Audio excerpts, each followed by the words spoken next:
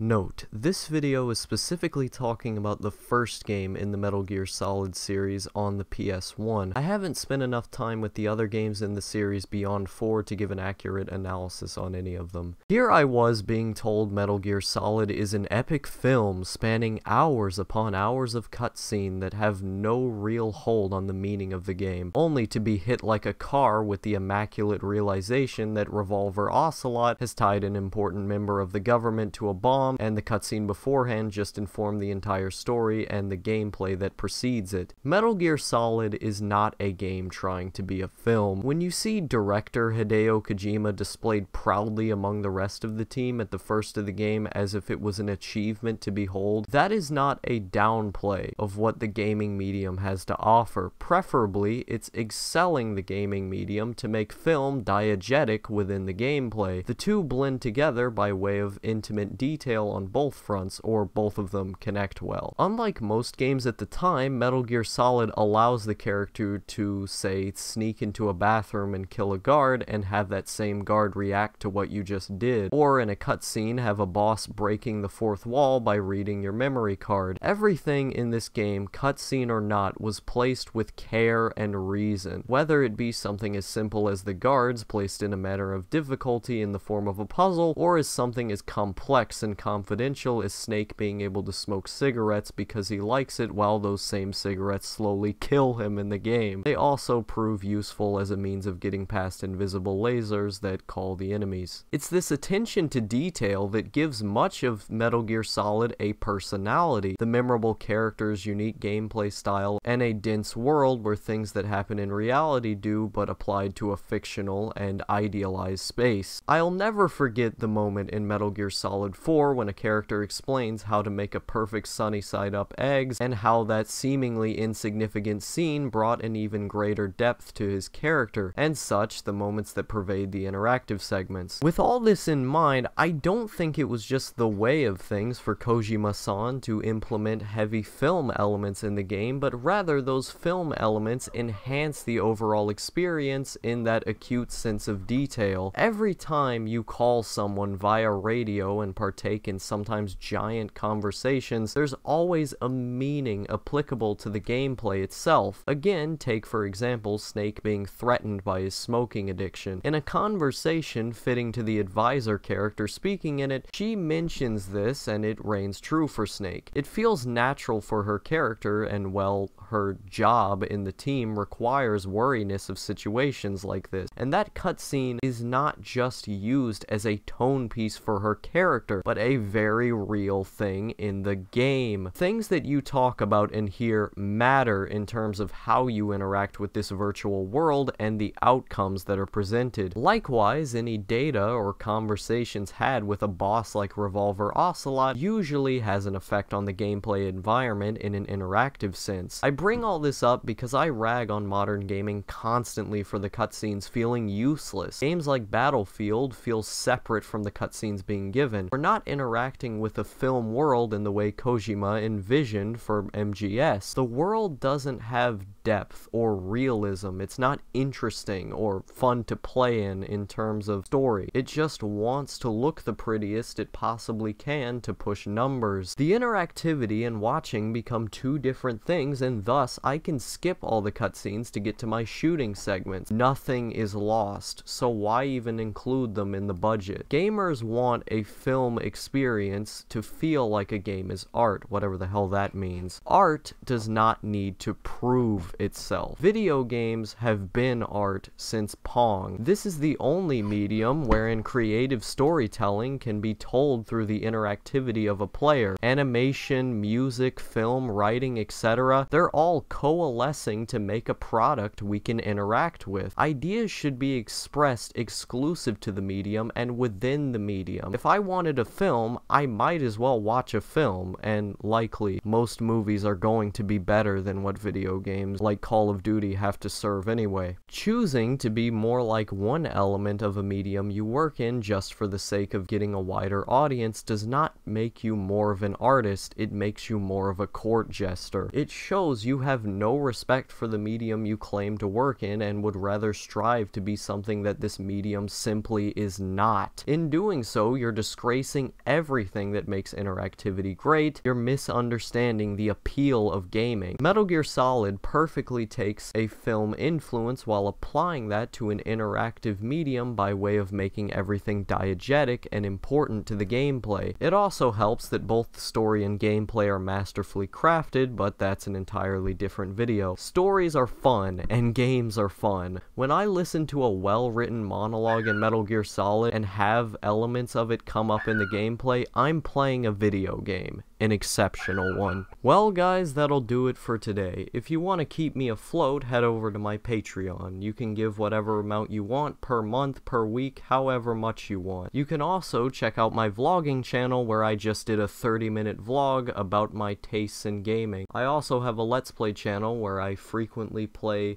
random obscure games on the PS1. I appreciate your time, and I'll see you all later. Terrorists have taken over a secret military installation. They have nuclear warheads and a list of demands. The government has a retired special operative. Code name, Solid Snake. This is Snake. Can you hear me? Loud and clear. Metal Gear Solid is the best PlayStation game so far. Starting to feel a little scared. It has it all. Terrorist activity, secret operations, and a lone gunman, and that's before you even get started. Infiltrate a top-secret base and get past enemy forces. The word here is stealth. You're actually rewarded if you don't eliminate them. Don't move! But some situations call for a more direct approach.